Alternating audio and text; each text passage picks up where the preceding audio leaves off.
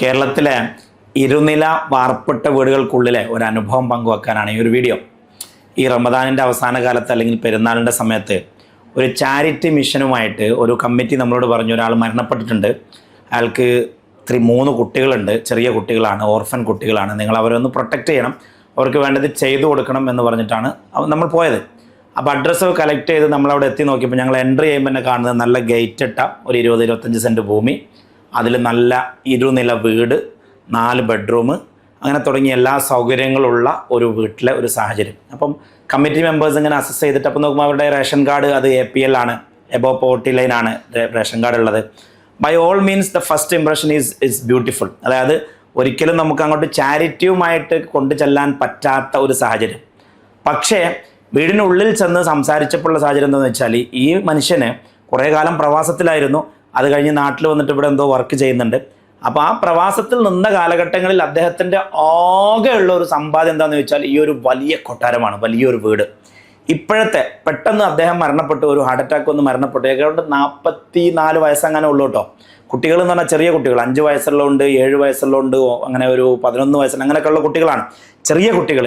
ഒരു രീതിയിലും ജോലിയോ അതല്ലെങ്കിൽ വരുമാനമോ ഇല്ലാത്ത ഭാര്യ, വേറെ ഒരു ഫാമിലി ബാക്ക്ഗ്രൗണ്ടും ഇല്ല, ഒരു ലാൻഡും ഇല്ല, ഒരു വരുമാനങ്ങളും ഇല്ല.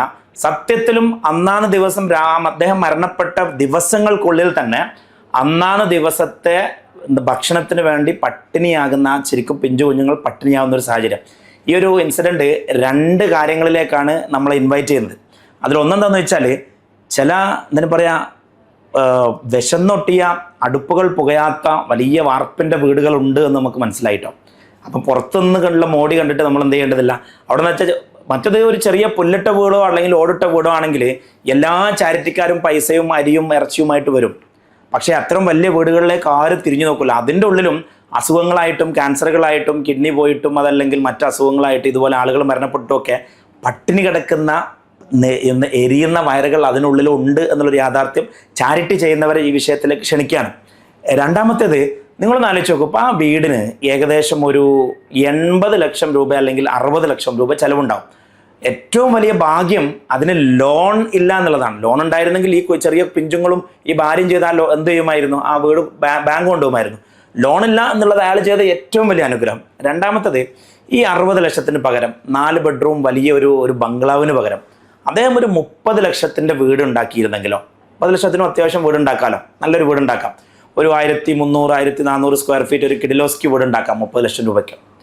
എന്നിട്ട് ആ ബാക്കിയുള്ള 30 രൂപ അദ്ദേഹം എവിടെയെങ്കിലും ഒന്ന് ഒരു SIP-യിലോ അതല്ലെങ്കിൽ ഏതെങ്കിലും ഒരു ETF-ലോ ഏതെങ്കിലും ഒരു സ്ഥലത്ത് ഒരു മാനമായിട്ട് ഇൻവെസ്റ്റ് ചെയ്തിട്ട് ഒരു 10%, 8% അല്ലെങ്കിൽ 7% റിട്ടേൺ കിട്ടുന്ന രീതിയിൽ ഒരു ഇൻവെസ്റ്റ്മെൻറ്റ് ചെയ്തിരുന്നെങ്കിൽ ഒരു മാസത്തിൽ അതിൽ നിന്ന് ഒരു 20-25,000 രൂപ ചിലവിന് കിട്ടുമായിരുന്നല്ലോ. ഒരു SWP പ്രോഗ്രാം പ്രകാരം അതിൽ കിട്ടുമായിരുന്നു.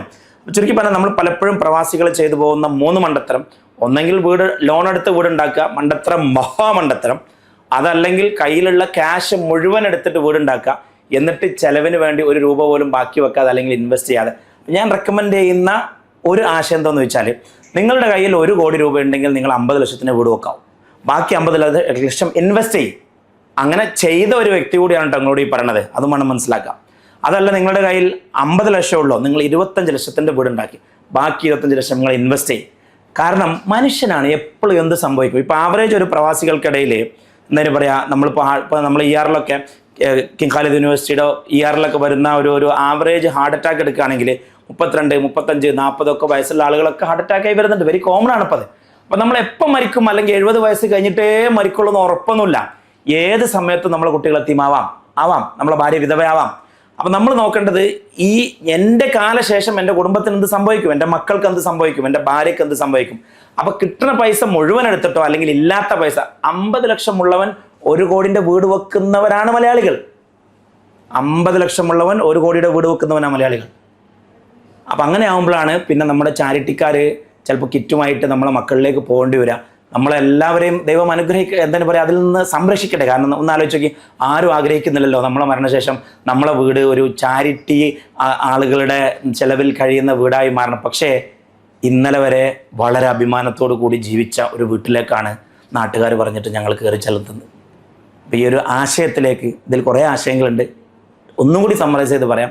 ഒന്ന്, വലിയ വീടുകൾക്കുള്ളിലും പുകയുന്ന അല്ലെങ്കിൽ പുകയാത്ത അടുപ്പുകളും എരിയുന്ന വയറുകളുണ്ട്.